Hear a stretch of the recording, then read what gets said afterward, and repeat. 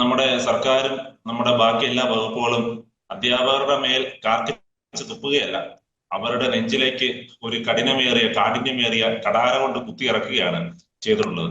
അത് ഒരാളുടെ നേരെയല്ല, 16,000-ഓളം അധ്യാപകരുടെ നേരെയാണ്. അപ്പൊ അധ്യാപകർ മാത്രമല്ല നമ്മുടെ സമൂഹത്തില് സർക്കാരിന്റെ വിവേചനം അനുഭവിച്ചുകൊണ്ടിരിക്കുന്നത്. ആശാവർക്കർമാരുടെ കാര്യമാണ് ഏറ്റവും ഭീകരമായിട്ട് നമുക്ക് പറയാനുള്ളത്. അധ്യാപകരും അതുപോലെ തന്നെ. ആശാവർക്കർമാരൊക്കെ നമ്മുടെ സമൂഹത്തിന് എത്രയോ നന്മ ഉതകുന്ന കാര്യങ്ങളാണ് ചെയ്തുകൊണ്ടിരിക്കുന്നത്. അവരുടെയൊക്കെ സേവനങ്ങൾ കൊണ്ടാണ് നമ്മളുടെ ഡെയിലി കാര്യങ്ങൾ തന്നെ, ദൈനംദിന കാര്യങ്ങൾ തന്നെ മുൻപോട്ട് പോകുന്നത്. അവർ നമ്മളുടെ വീടുകളിലുമൊക്കെ നമ്മുടെ ക്ഷേമ പ്രവർത്തനങ്ങൾക്കായിട്ടാണ് വരുന്നത്. അവർക്ക് വളരെ തുച്ഛമായിട്ടുള്ള വേതനമാണ് ലഭിക്കുന്നതെന്ന് നമുക്കറിയാം. അവർ വളരെയധികം കഷ്ടപ്പെട്ട് തിരുവനന്തപുരത്തും തലസ്ഥാന നഗരിയിലും സെക്രട്ടേറിയറ്റ് കവാടത്തിലും ഒക്കെ അവർ പട്ടിണി സമരം ചെയ്തു. ഒരു വർഷത്തോളം നീണ്ടു നിൽക്കുന്ന രീതിയിൽ അവർ യാചനാ സമരം ചെയ്തു. സർക്കാർ ചെവിക്കൊണ്ടില്ല എന്ന് മാത്രമല്ല, അതിനോട് മുഖം തിരിക്കുക കൂടിയാണ് ചെയ്യുന്നത്. അവർ സമരം ചെയ്തു, പക്ഷേ അവർക്ക് അവഗണന നേരിട്ടു. അതുപോലെ തന്നെയാണ് അധ്യാപകരുടെ കാര്യത്തിലും പറയുവാനുള്ളത്.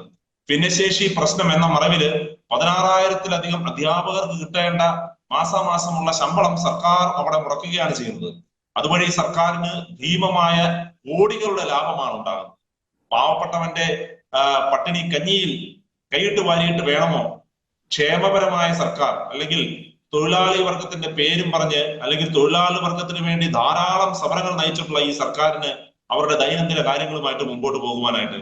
നമ്മളെല്ലാവരും വളരെയധികം ഞെട്ടലോട് കേട്ട ഒരു വാർത്തയായിരുന്നു ജയിലിലെ അന്തേവാസികളുടെ ശമ്പളം കൂട്ടി എന്നുള്ളത്. അത് നിസ്സാര കൂട്ടലായിരുന്നില്ല.